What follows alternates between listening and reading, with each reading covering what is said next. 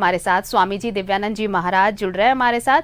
सुरा संपूर्ण कलशम रुधिरालाप्त में वेवच दधाना हस्त पद्भ्याम कुसमांडाम शुभादस्तु में। माता रानी के चरणों में अपना प्रणाम निवेदित करते हुए आप सबों को बहुत शुभकामना। नवरात्र की सराबोर रहे माता में पूरा मन हृदय आत्मा से माता के साथ ये 9 दिन पूर्ण रूप से रहें बहुत ही आनंद के साथ। देखिए, जैसे ही नवरात्र का ये दिवस बढ़ता जा रहा है और ये मस्ती का परवान भी चढ़ता जा रहा है। मस्ती शब्द को यदि कहें तो ये बहुत ही बृहद अर्थ इसका मस्ती का है। वो मस्ती, वो एक नशा जो आध्यात्मिक नशा है जिसमें व्यक्ति सराबोर रहता है और इस चीज को पा लेने की चेष्टा होनी चाहिए।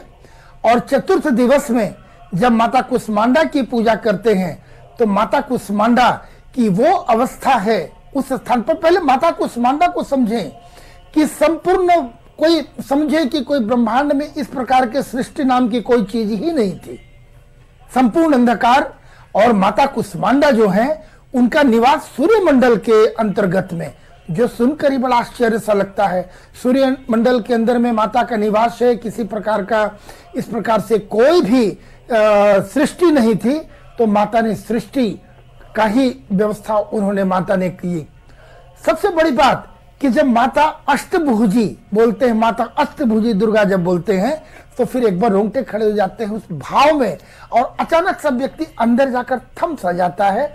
माता अष्टभुजी माँ बोलने से एक मानस पटल पे जो उनका जो चित्र उभर कर आता है, और अपने अष्टभुजाओं में शंख चक्र पद्म गदा, और सबसे विशिष्ट आज के दिन क्या है माता कुसमांडा में आते कि एक माता कलश ली हुई है, अमृत कलश। इसका अर्थ भी है साधकों के लिए, जब अमृत कलश लेके माँ जब बैठी है तो अपने साधकों को वो देने के लिए बैठी है। बेटा ले ले, बस करना है साधकों को मन से मन का एक तार जोड़ना, माँ के साथ इस प्रकार का संबंध स्थापित करना, बस माता और पुत्र का। कहीं किसी प्रकार की यांत्रिक मशीनी पूजा से कोई नहीं होना, कितना डूब पाते हैं। हम बात करेंगे निश्चित रूप से चक्रों की। वो साधक जो बड़ा टेक्निकल वे में अपने आप की साधना कर रहे, किंतु जो गृहस्थ लोग हैं जो कुंडलिनी जागरण की बात नहीं करते हैं, नहीं जाते हैं, समझना चाहिए उसे उन्हें आसानी अवश्य होगी।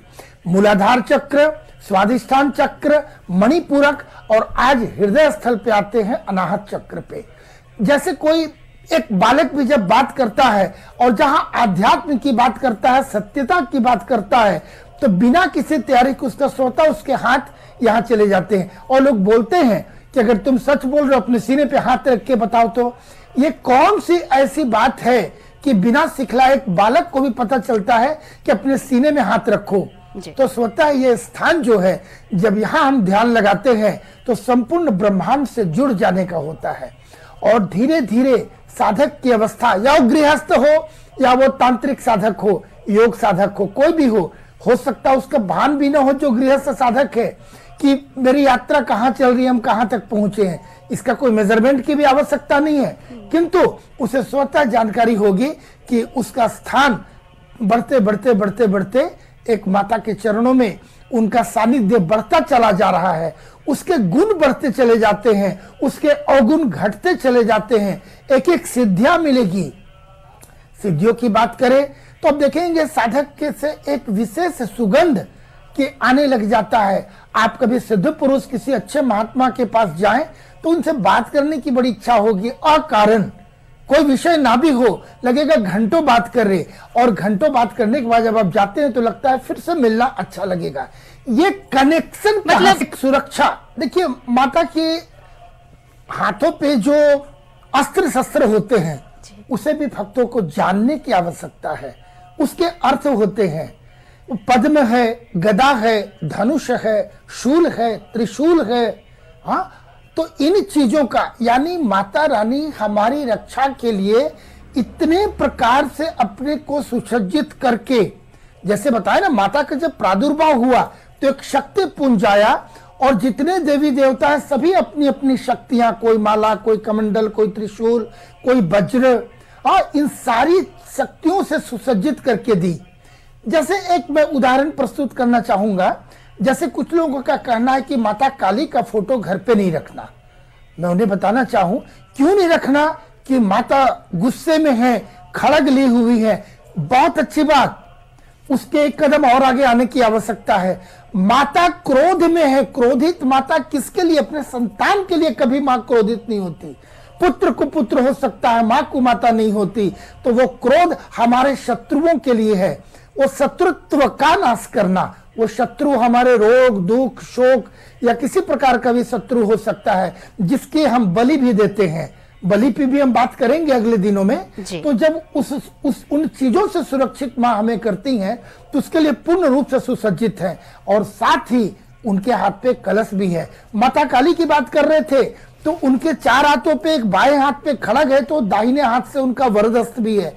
तो हम भक्तों को, वो भक्त जो उन्हें किसी प्रकार का भय लगता है कि मां क्रोधित, ऐसी फोटो उनको नहीं रखना चाहिए, ऐसी प्रतिमा, तो निश्चित रूप से और एक कदम आगे बढ़ के उन्हें हर्ष होना चाहिए कि माता खड़ग भी उठाई है हमारे शत्रुओं का नाश करने के लिए। और हमारे लिए तो माता का हाथ वरदहस्त हाथ में, सामने मां का हाथ बिल्कुल है। तो इस बात का हमें और आनंदित होने की। माता को भोग, हम अपनी आहार की बात बाद में करें, सबसे पहले हम माता को भोग क्या लगाते हैं। प्रतिदिन मैं बोल रहा हूं अलग विभिन्न चीजों का भोग। नवरात्र में माता के 9 स्वरूपों को अलग अलग दिन, अलग अलग उन्हें भोग हम निवेदित करते हैं, है ना। तो आज के दिन जो माता कुष्मांडा को देंगे मालपुआ, आज तो आनंद आ जाएगा। माता को मालपुआ पहले तो प्रस्तुत करेंगे और प्रसाद स्वरूप पूरे परिवार में जब आज मालपुआ का भी हम जब ग्रहण करेंगे प्रसाद स्वरूप, तो एक अजीब वातावरण बन जाता है। भाई वो बोलते हैं ना कि पुए पकवान जी। तो आज यहाँ से पकवान की भी बात आ गई। कभी गोघृत दिया, कभी दूध दिया, लेकिन आज तो हम बात कर रहे हैं शक्कर और फिर मालपुआ की बात। तो मालपुआ माँ को प्रस्तुत करेंगे। और माता को कुष्मांडा प्रिय है, आपने अपने विजुअल में दिखलाया भी है अपने दर्शकों को। और बारी आती है 2 चीज में प्रतिदिन बोल रहा हूं कि माँ को क्या भोग निवेदित करें और अलंकार में उनके श्रृंगार में क्या देते हैं। तो माता को आज मालपुआ के साथ में उन्हें तिलक प्रस्तुत करते हैं। तिलक, माँ को तिलक लगाने के लिए उन्हें जो तिलक की सामग्री है वो प्रस्तुत करते हैं। निश्चित रूप से प्रतिदिन आपके शब्द को दोहराता हूं, ये बड़ा फलदायी होगा कि तो क्या फल मिल रहा है, यानी सांसारिक जीवन में इसका लाभ क्या मिलेगा। एक कहीं ना कहीं मन में एक स्वार्थ होता है, माता को मालपुआ दिया तो मुझे भी कुछ मिल जाए जी। माता को तिलक दिया तो मुझे भी मिला। चलिए, सांसारिक व्यक्ति के लिए बहुत बड़ी बात नहीं है। आपके जीवन में जितनी प्रकार की बाधाएं हैं, वो बाधा आर्थिक हो सकता है, शारीरिक हो सकता है, साधक के दृष्टिकोण से भी हो सकता है कि कई प्रकार की बाधाएं, ये सारी बाधाएं दूर करती हैं माता। देखिए, हम 3 दिन, इसके पूर्व 3 दिन जैसा मैं प्रतिदिन बता रहा हूं कि जब हम अनाहत चक्र ने हृदय चक्र पे अपना ध्यान लगाते हैं, तो यहां से साधक कह सकता है हमारी यात्रा, हम उस पड़ाव पे हैं जी। कि हम अपने आप को अब साधक कह सकते हैं। इसके पूर्व अधोगति थी, यहाँ से आज तक, यहाँ तक की पहुंचने की तैयारी थी। और माता कुष्मांडा के चरणों में आते ही साधक उस स्थान पर पहुंच जाता है जहां हम कह सकते हैं साधक है। और पूर्ण रूपेण हम कह सकते हैं कि साधना की यात्रा पूर्ण यौवन पर है। अब यहाँ से सने सने अब भक्ति बढ़ता चला जाएगा, सिद्धि बढ़ती चली जाएगी, और जो प्राप्ति है प्रतिदिन बाकी 4-5 दिनों में वो प्राप्त होगा, जिसके लिए एक साधु सन्यासी साधक जीवन पर्यंत लगा लेते हैं। और माता 9 दिनों में ही वो दे देती हैं। शर्त वही है कि हम कितना डूब पाते हैं।